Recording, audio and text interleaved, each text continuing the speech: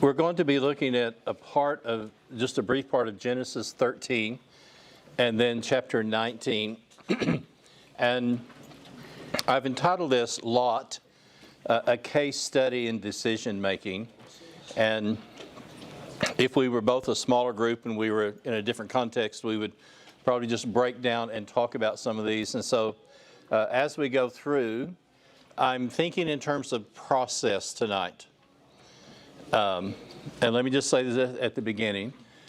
My observation is that Satan wins more people through erosion than dynamiting them out of their faith. There's an occasion something happens, and because this happened, I can't ever believe in God. And my heart always goes out to those people, kind of a Job type experience. But in the long run, can I just go drip, drip, drip, just a little bit of things? And what we're going to see tonight is that, to my mind, Lot is a really good case study in how Satan works in people's lives in different ways. What's the word when you give people a warning about things in the future? A preview, whatever. Anyway. Premonition. Yes. If Tim ever calls me at 8 o'clock on Saturday night and goes,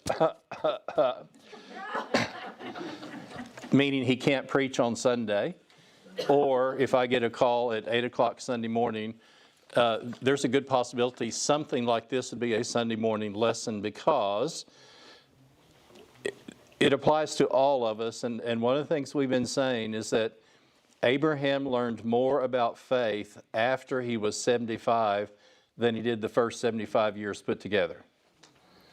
But having said that, this is also something that could be really helpful for teenagers and young couples to just be more aware of how Satan works in people's lives in different ways. And so in that sense, then that's why I've entitled it a case study in decision making. So here's our central idea. Physically and spiritually, Lot gradually moved away from the influence of Abraham.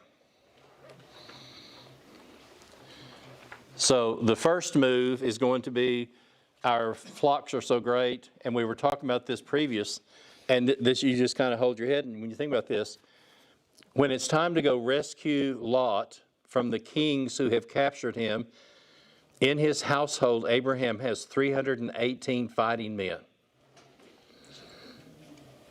So if you've got 318 fighting men, how many younger, how many older, how many wives? How big is this? This is a huge group of people. And they have come to the point where, because both families are so large, they're going to have to separate because the herdsmen and all this other stuff, the strife that's there. The other thing, they're not living in a walled city. You're very vulnerable to other groups of people passing through and things. And so as the story of Abraham develops, that's something just to kind of file away. This is not just mom and dad in their tent.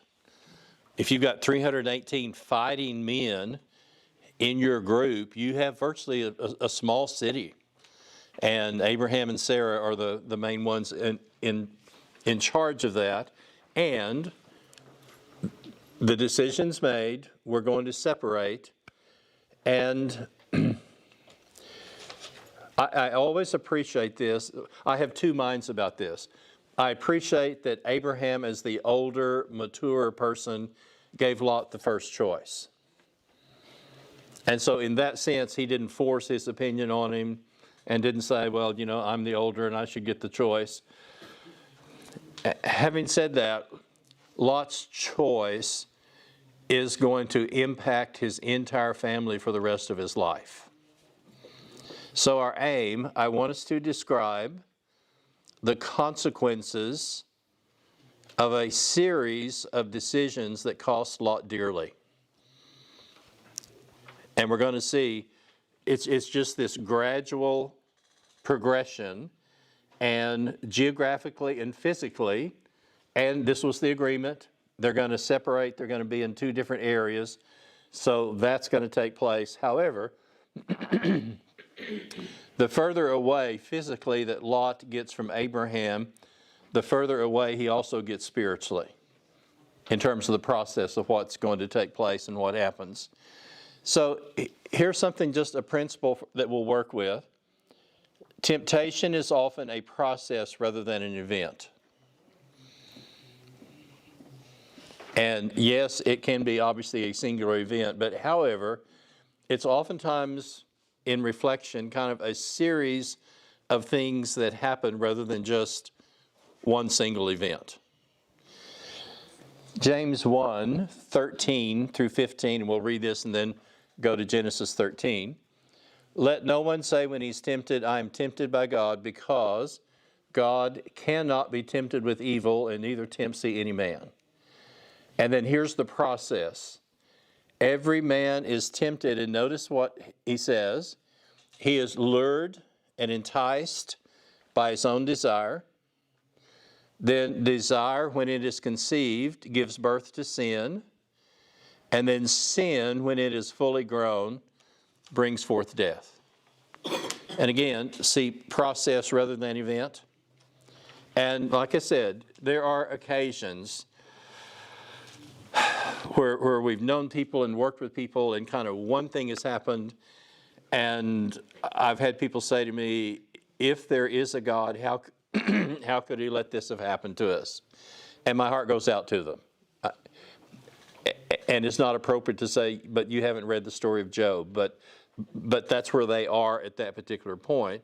And the way that I've described this in the past is that when we come to one of those events, it's like a Y in the road, and the very same thing that will cause some people to literally turn away and maybe even turn their back on God and never come back, the very same event will cause other people to draw closer to God.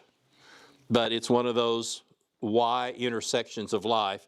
They're going to do one or the other. And many cases, they're never coming back from where they were before the event took place. That's going to just completely solidify a whole group of things. So we're going to read, first of all, Genesis 13 through 18.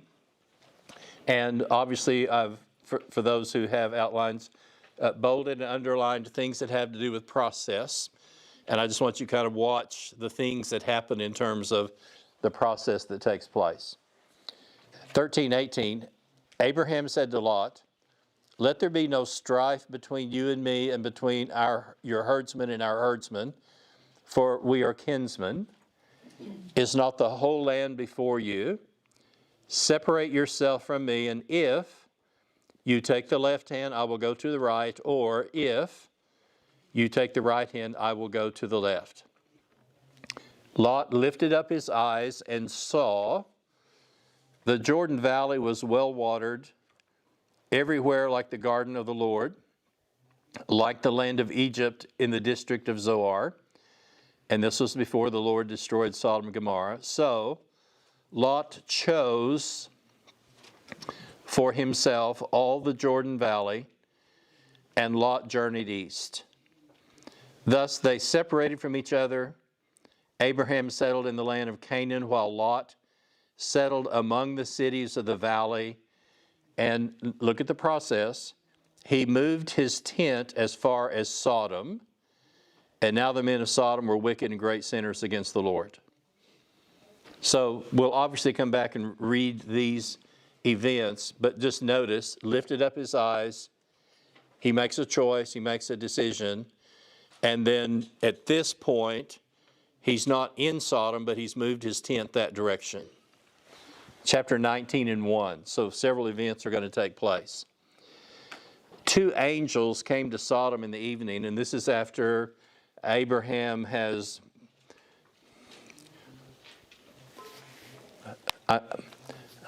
I'm lost for a word. I'm going to say bargained. I don't know the best way. Someone have a better word than bargained God from 50 down to 10. Help me. Negotiated. Thank you. That's a little more appropriate. Abraham has negotiated from 50 down to 10. If we can find 10 righteous people, will we save this city? And anticipate this. this is my assumption, and I could be wrong. I would hope that we can count Lot. I would hope that we can count his wife. And I would hope that we can count his 2 daughters. Everybody kind of see what I'm looking at? So in reality, we need 6 of the people of Sodom who are not in Lot's family. If we can find, but it's 10 is the agreement, but if we can find 10 righteous people, then God says, I'll save the city. Footnote. And this is just is so sad. Years later, God will come to Jeremiah, and this is before Jerusalem is destroyed, but it's toward the end. In the first people are carried away in 606. But God comes to Jeremiah and says, I want you to go to this particular part of the city of Jerusalem, and these are God's people, and see if you can find one righteous person. And Jeremiah goes and looks and looks and looks, and he says, well, I'm in the wrong part of town. I'll go to another part of town, and then maybe I can find one righteous person there. And the echo is so strong. The city of Jerusalem has become as evil and bad as Sodom was when God destroyed it back here. But these aren't just pagan people. These are God's people. And Jeremiah can't find a righteous person in these different parts of the city. Just a quick comment on this. It's fine. With Sodom, the Old Testament, I love the Old Testament, and I know that Sodom is one of the things of justice of God, and people look at that. But this is one of the things that shows me God's love and how much He was willing to let all those wicked people, if there was just 10, If there's just not want to destroy them. No. I think we look at the Old Testament sometimes and we see the justice of God when he struck Uzzah, and he's done certain things, but it's, for me, I see the love of him through the whole thing, begging us to come back, and how generous and loving he was. That's right. And people look at it as the justice, which there is justice with God. Yes. But it's one of the strongest points of God's love. That's right. To me. Let me just repeat for the people listening. There's a sense that this shows both the justice and the love of God, that in spite of, if I say all of the wickedness and sinfulness of the city, I mean, 10's pretty small compared to the whole city. 2 things were said to our kids as they left the house. Their mother said, let your light shine. And then at other times the comment was, be one of the 10. What is a mother saying to her children when she says, be one of the 10? I don't care what anybody else is doing. You act the way you're supposed to act. Exactly. Let's be one of the 10 righteous people that, had they been there, that could have, if we use terms like salt, light, and leaven, let's be one of those people. And this is what, my heart goes out to people who only see God as the vengeful, angry God. And there are times that, yes, and even like the destruction of Sodom, but your point is so well taken.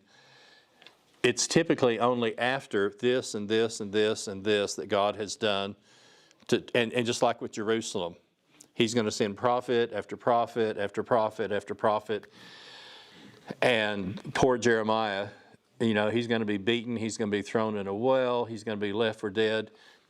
And these aren't the people of Sodom, these are God's people. And it's only after that God has done all of these things and sent multiple people to them that God's punishment comes about. So we're in chapter 19 and verse 1. And how interesting, 2 angels come to Sodom in the evening. And I want you to notice, the previous verse said Lot moved his tent as far as Sodom. And where is he in 19:1? He is sitting in the gates of Sodom. The gates of the city is where people sit who are involved in the government and the decision-making of the city. If you have something that's going on that needs to be settled, then you take it to the people who are there. I'm not saying he's the mayor, I'm not saying that, but he is setting in a prominent position where people are coming and going. And all I want you to notice geographically, look where we started and look where we are in chapter 19 and verse 1. Lot saw them. He rose to meet them. He bowed himself with his face to the earth. My lords, please turn aside to your servant's house. Spend the night and wash your feet, and then you may rise early and go on your way. And they said, no, we will spend the night in the town square. But he pressed them strongly. So they turned aside to him and entered his house. He made them a feast and baked unleavened bread, and they ate. He has watched Abraham do this. If Abraham sees people who are traveling and who are strangers, you know, we're going to kill the fatted calf. Sarah, get ready, make some cakes, some food for them, that type of thing.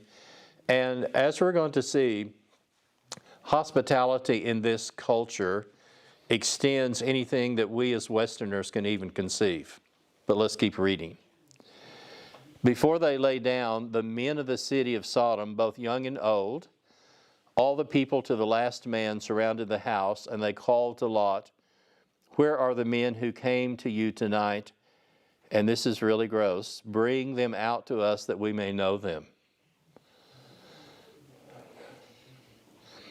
Lot went out to the men at the entrance, shut the door, and he said, and how telling is this? I beg you, my brothers. Doesn't that tell us a lot right there? I mean, yes, I know he's trying to get a good hearing, but it's also very telling in another way. He doesn't just refer to them as the citizens of the city. I beg you, my brothers, do not act so wickedly. And we can't even hardly read this verse. I mean, it's just, I've got two girls, and I'm sorry, you're on your own. Good luck. Hope you can make it. Here is the value of hospitality in an Eastern culture that just is kind of beyond our comprehension. We do not have, well, I'll just speak for myself. I don't have the same value of hospitality, that my daughter's well-being is less important than the hospitality of strangers, but that's what's going on. I have two daughters who have not known any man. Let me bring them out to you and do to them as you please. Only do nothing to these men, for they have come under the shelter of my roof. But they said, stand back. This fellow came to sojourn, and he has become the judge. Now we will deal worse with you than with them. They pressed hard against the man Lot, drew near to break the door down. But the men reached out their hands and brought Lot into the house with them and shut the door. They struck with blindness the men who were at the entrance of the house, both small and great, so that they wore themselves out, groping for the door.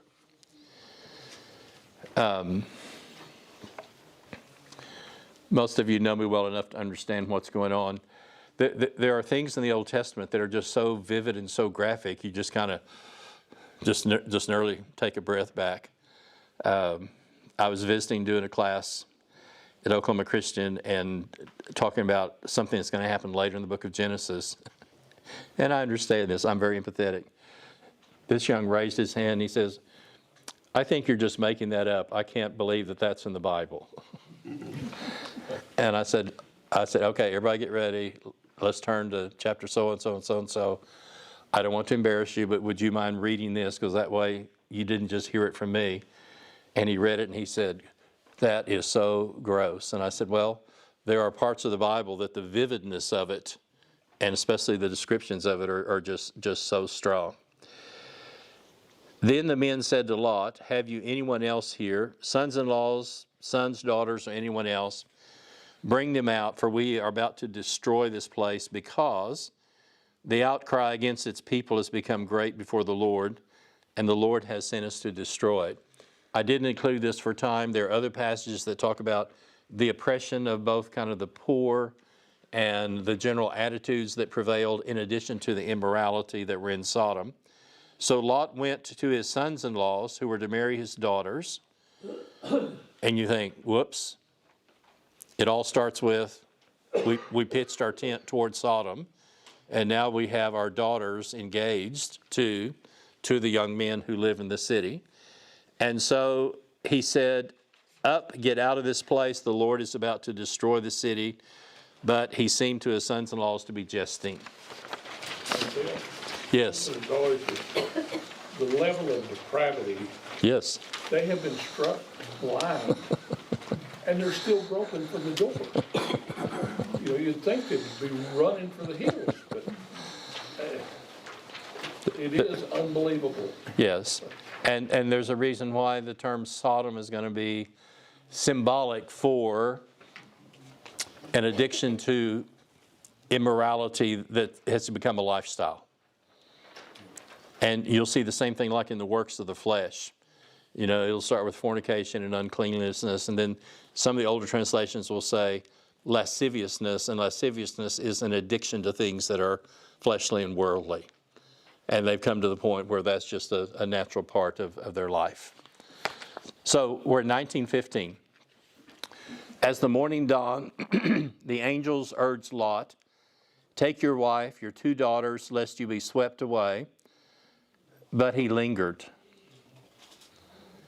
So the men seized him and his wife and his 2 daughters by the hand, the Lord being merciful to him, and they brought him out and set him outside the city. Let me just stop. What does that tell us already? Didn't want to leave. Okay, I wouldn't do this with your grandkids. They'd look at me like crazy.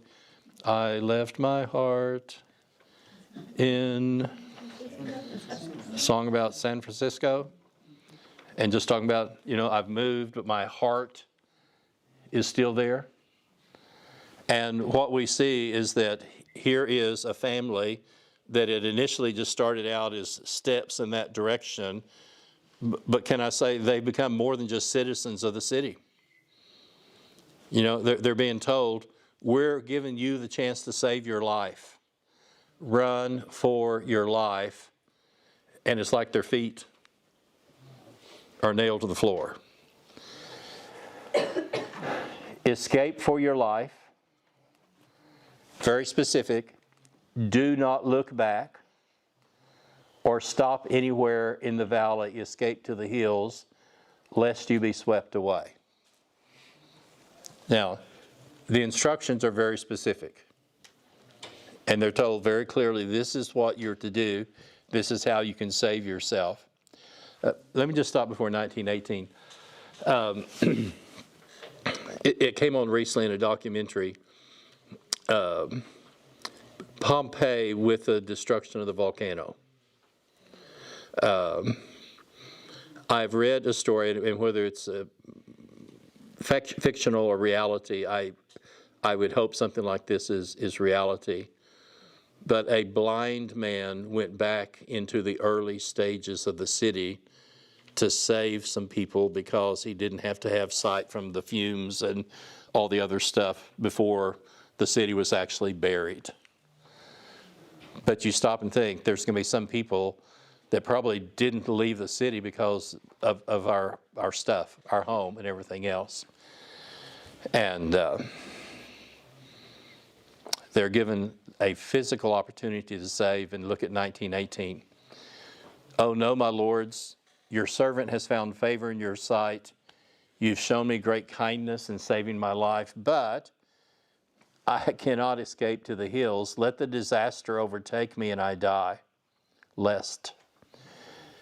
This city is near enough to flee to. It is a little one. Let me escape there. My life will be saved. Okay, behold, I grant you this favor. I will not overthrow the city which you have spoken. Escape there quickly, because I can do nothing till you arrive." And the name of the city was Zoar. 1923.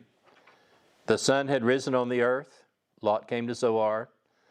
The Lord rained on Sodom and Gomorrah sulfur and fire from the Lord out of heaven, and he overthrew those cities and all the valley and all the inhabitants of the city and what grew up on the ground. But Lot's wife behind him looked back and became a pillar of salt.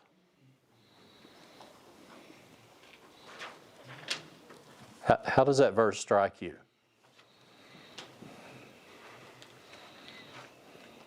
She didn't listen. Say, She didn't listen. she didn't listen. Can I say it this way? And it also tells us a lot about where her heart was.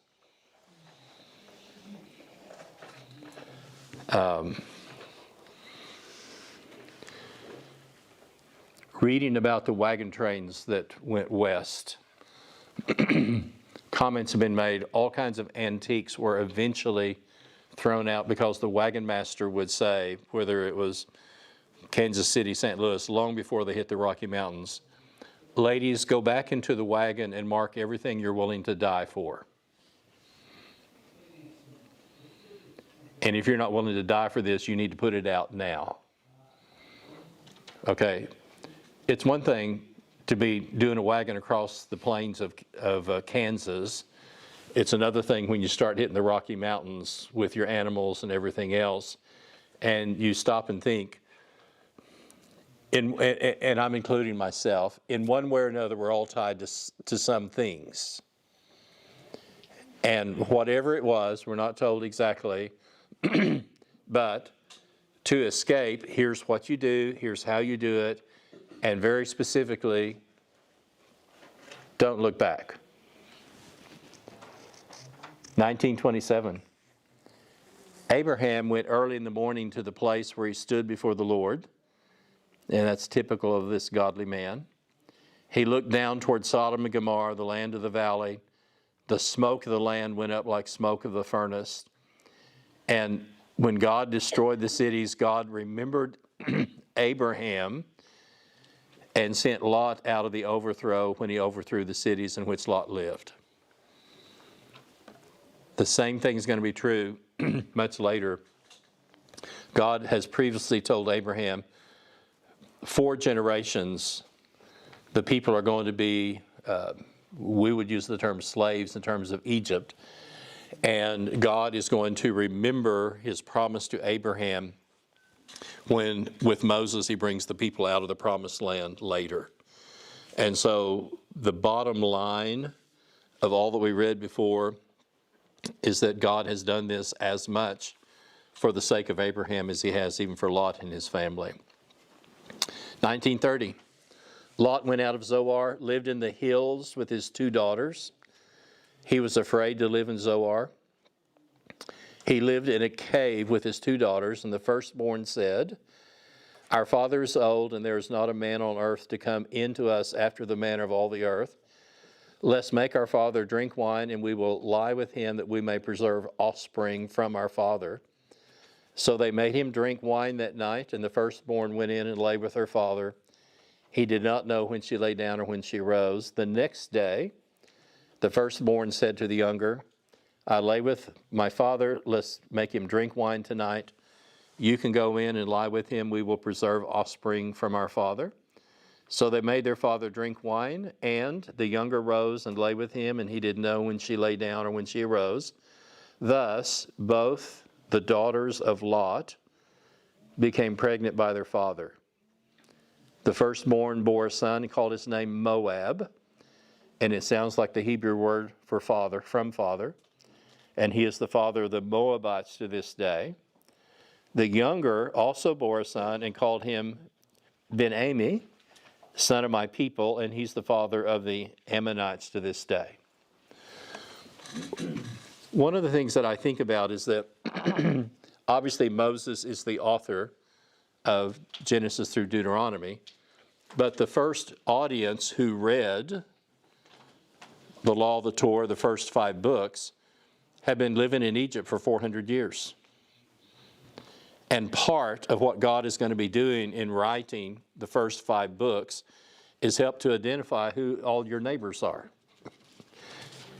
You've been gone for 400 years, and here's a group of people called the Moabites. Oh, who are those? Well, when you read this story, can I use the word cousins and everybody understand what I'm trying to say? Sorry, I think of 3 things not to say, so I'm repenting. So let me just move on. But the Moabites and the Ammonites, let's say distant relatives, okay?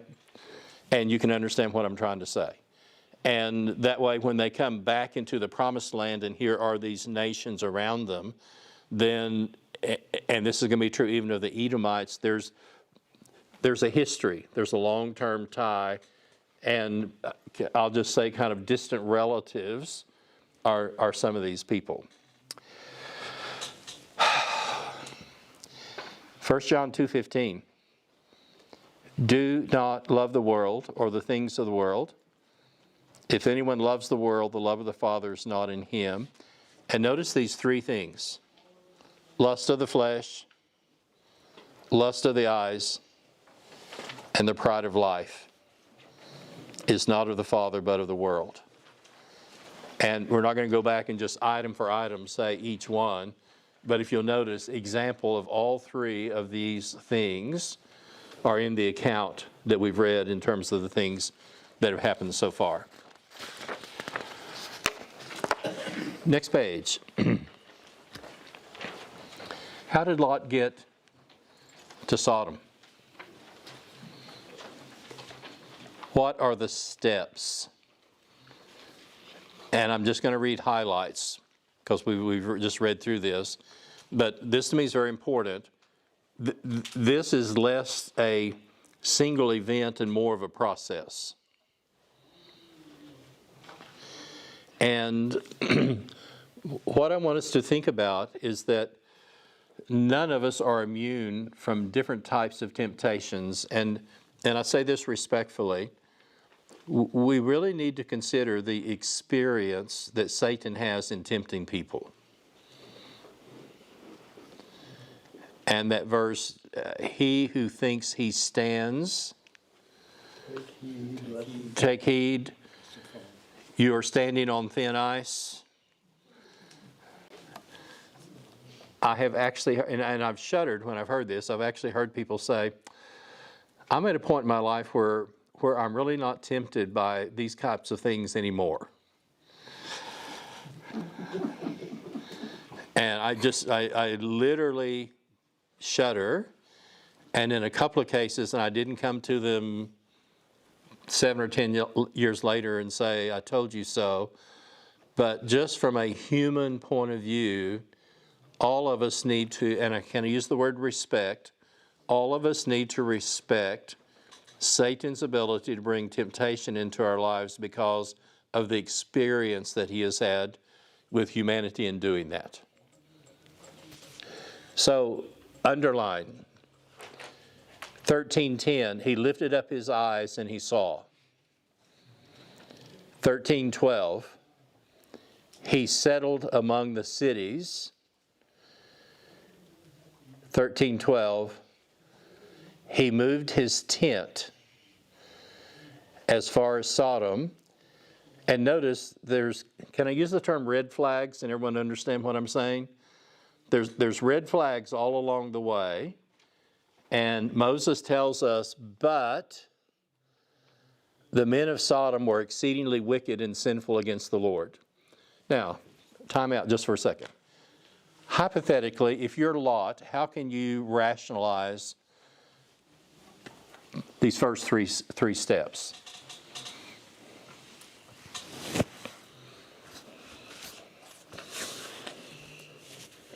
Well, my flock needs water. Okay. And the valley was green. It was, can I use the word, it was more fertile than the hills, the hill country. We're going to have an example later, and this sounds so wrong, but it's still true. I feel like that in his eyes, this was a good economic decision. We will be further ahead financially living in a more fertile area than living up here in the hills. And yes, Abraham gave him the choice, but in his mind, can I use it this way? He is thinking primarily financially instead of morally.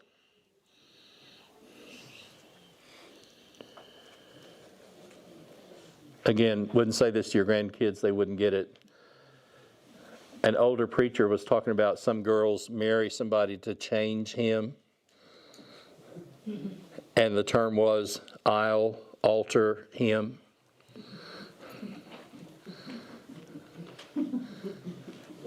AILEALTERHYMN. And we've all seen people, if you've lived long enough, well, I'll marry him and he'll change or things will get better. And different people have made decisions that those early decisions, they didn't count on the consequences of what was going to happen later because of that. Couple things. Yes. Don't take up too much of your time. But That's fine. I have that, we've moved before with my Yeah. job Yes. years ago and moved to Indiana. And there was not a solid congregation that we could find, and it was a struggle for 3 years. Yep. And so we struggled with that. Yep. Since then, we've never made a decision. All of our decisions were made around the church. Yep. We found the church first, then we decided where we were gonna live. But to go back, and this may be far-fetched, but I look at Sodom. Was Sodom ever good? Do you know if it went back? Was it one time, was Sodom okay, or was it good? And how long did it take it to turn? And the reason I say that is because I look at it was, 500 years between Noah doing that. Yeah. And everyone turned wicked. And I wonder, can we be in the same situation? Because Satan is working today exactly like he did then.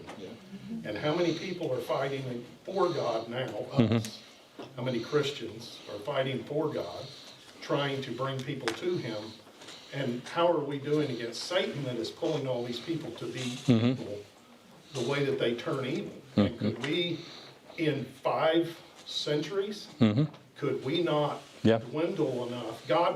Christ has already won the battle, Yep. or the war, we know that, but and maybe I'm thinking too much in it, but I feel like I've always thought that we're still right in this. It's no different. It's just we're in it today, and it's up to us to continue to try to gain as many, and that's one of our commission is to gain as many for Christ. He knows that Satan is after everyone else. And there's some pretty evil things that match this today. Exactly. And there's a sense that whatever the details were for his decisions, they are going to be primarily, if kind of use the word financial rather than spiritual. And that's such an important lesson to move to a place that the job may be good, the economics may be good, but if there's no church there, and I did not succeed in this, but a man came to me and he was talking about this great, great job opportunity. I moved to the Middle East, and I can't remember, $110,000 tax-free, da-da-da-da. But my wife, my teenage son will have to stay here while I'm gone, and on and on. And I'm just trying to say that there's not a job in the world that is worth losing possibly your teenage son and your wife over for you being halfway around the world at this part of their lives. But you can tell by my telling the story what happened. He was just so drawn to this benefit and this benefit and this benefit and this benefit. And I'm over here just trying to go, there's not enough money in the world for you to lose your family over doing that. But at this stage of his life, that was so inviting that he went ahead and did that. Yeah, 2 Peter chapter 2 tells us that he was tormented by the evil he saw, Yeah, but he continued to live there. he continued to live there. Very good. 19:4, well, let's go back. 14:11, Lot was dwelling in Sodom, so we've had this progression. And then we said in 19:1, he's sitting at the seat. And then, like I said, I beg you, my brothers. Boy, that tells you a lot. And I know he may just be trying to reason with them, but still, that to me is a very important statement. And any of us that have had daughters just can't even conceive of what he offers. I mean, we just, from our point of view and from a Western point of view, my expression is we just can't even go there. But having an Old Testament teacher who did an awful lot with the ancient Near East, he said there was a sacredness to hospitality, and notice both with Abraham and others, when strangers came and other things, that there was a value for hospitality that kind of stretches us to conceive. We don't have that same value in that same sense. 1914, what would have happened if they had stayed there and his daughter had married these guys? He gives them clear chance to escape with him, and they're just going to, which tells us a lot about them. They have probably had more, well, I don't say probably, they in their culture has had more influence on his daughters than his daughters have had on them. And then 1916, he lingered. You know, here's a chance for you to save yourself, run to the hills, save your life.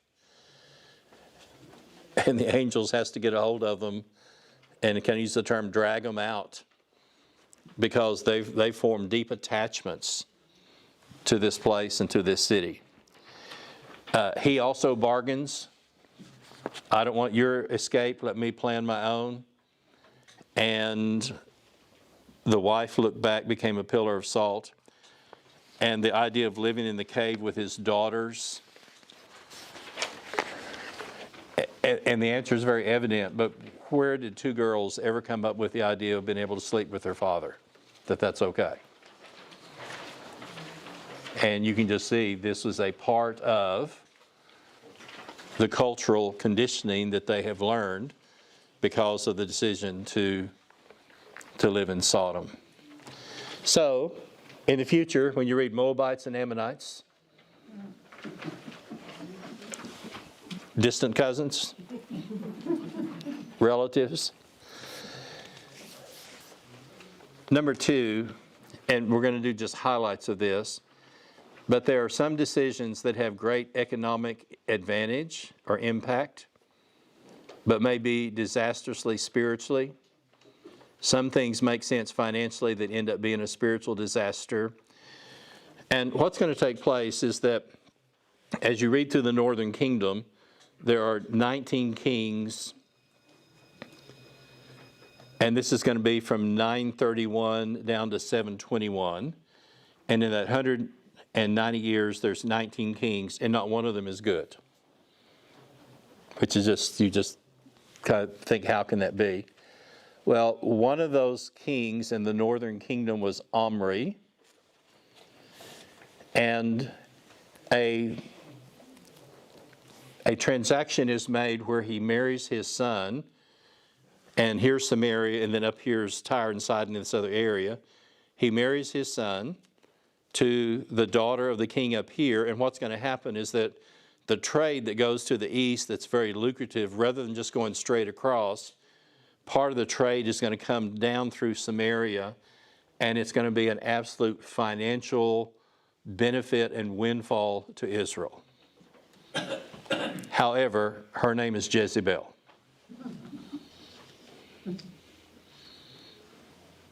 I nearly don't have to say anything else, do I? What financially benefited the nation and the people enormously was by having this marriage relationship with the kingdom where a lot of the trade came in off the Mediterranean, and the price for the financial benefit that they got is that Jezebel became the queen of Israel. And I just kind of hold my head and I kind of go, oh dear. And you just look at all the things that happened. Her dad's name, I'm down in verse 31, 1631, right in the middle. Her dad's name is Ethbaal. Doesn't that tell you something? And the service of Baal, there's altars, Asherah, all this other stuff. And 1 Kings 21:25, there was none who sold himself to do what was evil in the sight of the Lord like Ahab, whom Jezebel his wife incited. And 2:2, right in the middle, Israel never recovered. She also has a daughter who was married to the king in Judah in the southern kingdom.